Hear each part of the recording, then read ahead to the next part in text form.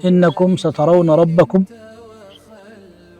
كما ترون القمر ليلة البدر لا تضامون في رؤيته يلنا فإن استطعتم ألا تغلبوا على صلاة قبل طلوع الشمس وقبل غروبها فافعلوا بالله ጌታችሁን ታዩታላችሁ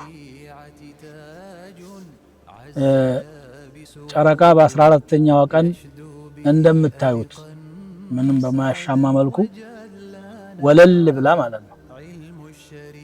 እዚህ ላይ ዑለማዎች ምን ብለዋል? ተሽቢሁ الرؤية بالرؤية لا تشبيه المرئي بالمرئي እይታን በእይታ ነው ያስመሰለው እንጂ የሚታየው አላህ ከፍጥረቱ ጋር ይመሳሰላል ማለት አይደለም።